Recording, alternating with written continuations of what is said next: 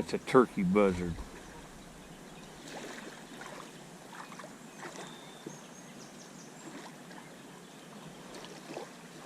See, there's something dead right there. It looks like a cat, maybe. See the buzzard right there in front of me? He's getting ready to fly. There he goes.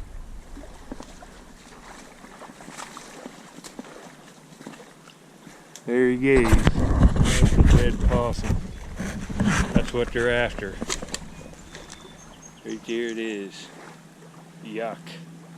I'm back in the eye now. Went over there in Walk, West Virginia. Found, I don't know, 8 flakes of flint and a piece of a like salt glazed crock around a little shard. I'll put all that stuff up here in the boat. I find this interesting. I'm gonna walk a few places here. This place I don't find much laying out, but maybe. Pretty cloudy up there. Listen to the birds.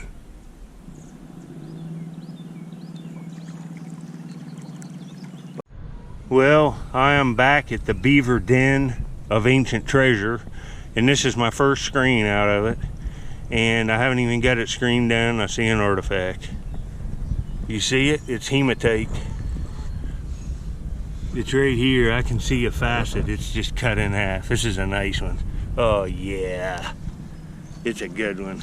It's like all natural on the sides, and then it's just, look, rubbed it right there's the facet, and that's just how they held it to get the piece. That's awesome. It looks like a mirror, look. Wow, nice hematite coming out of here. I'm way up in this beaver den now taking samples, trying to find more stuff out of here. I can feel a little bit of rock back in here with the tip of my shovel going into my screen. See if there's evidence of ancient man in here. I'll fill this completely up, carry it down out of here, and we'll go see if there is evidence in it. We'll screen it down live. I'm trying to feel for rock. I can hear some right there. Any rock that's in the sand layer is probably carried in and it's fire rock. So there'll be associated artifacts around it. I'm up out of the gravel layers. Anything up here is fire rock I'm feeling, so I'll get back. I got another artifact out of the beaver den. It's busted, it's right here. There's a little finishing flakes off. That's a finishing flake right there. There's a flake, but it's a little corner notch. But it's all exploited. You can see the notch there and the notch over there. It might be a Kirk, I don't know. There's not much of it there. It could even be that way, I don't know. Later. Yeah, you see me finding this red jasper stuff. Look at that. It's a crude point made out of red and green jasper. It's really crude. It's unifaced. It's been worked though. That's a junker, but it's cool. Later. Well, we're definitely on stem lances. Look at that base of that lance. Oh, it would have been here. That would have been a 4-incher. All right, you can see I'm all filthy, but that's all flint and hematite. And sees that. I'm just surface hunting on the way back to the truck. I might get this flat stain right there. That's nice. There's other ones. Taking this rock straight out of an Indian camp. You think about this. I guarantee you the way this has come. See the other ones? I think about what I would do if I was living here and had to live on the side of this hill in the winter.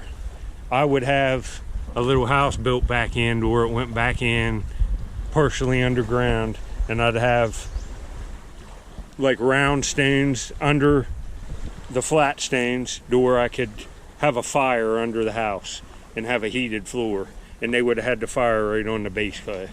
And I think this is right out of the floor of some kind of ancient Indian dwelling, and I'd say that's the activity was right on it. There's some evidence of somebody doing something to it anciently in a few little places, but that's a beautiful rock, and it's going to get right in the sidewalk of my mom's house.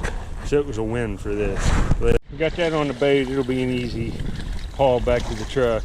You know, at a landscaping place, you know, you can put pots on that. If that was laid out, that'd be 10-15 bucks for that stain. Easy. Later. All right, I'm back out. I'm surface hunting a while. We got a ton of rain, but that doesn't mean nothing. You know, not on the river hunting. It usually makes it worse. because the sand comes over stuff. I could find something laying out, but there's no better chance today because it rains than there is on any other day. The wave action's what really does it. See, this looks okay, but I haven't seen a flake of flint yet.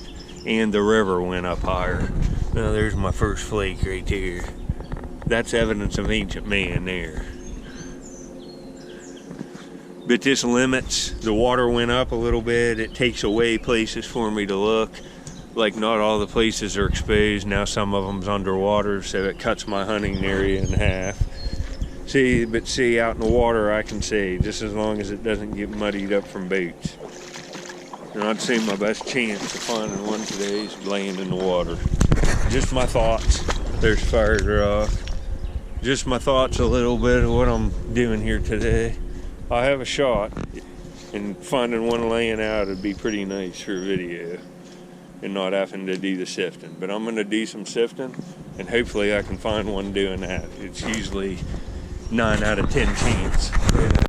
All right, it's, I don't know, 9:30 in the morning. You can see sun's at my back. I'm on the Ohio shores. West Virginia is at my back. I'm on the Ohio River. I'm sifting like I do in a lot of videos. I'm scraping the beach clay. There's fired rock and stuff. I'm getting flakes. I found real nice Amos points in here before. There's a piece of Brush Creek chert with the classic orange spots on it. See them? More on this side, but look at this black Amos point. Oh man, folks, look at this to go with that other stuff. What a scorcher. What a little scorcher. Oh, look at the needle tip on that. It's a trade of the type. That's an Amos. You can see ground base. Almost looks like some kind of big sandy. This one. That, look at that tip, folks. Oh, it's a week maker already. All right, here's this Amos. You can see it's kind of got a split base there. It's made that way too. Made of a black river cobble chert with little white inclusions and fossils and like iron leaching out of it. Needle tip, it's a beautiful little piece. You see it there, real needle tip.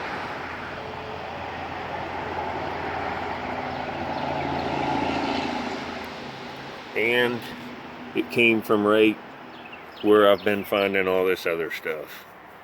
This year, all this stuff within, I don't know, 25 yards, all on one little site.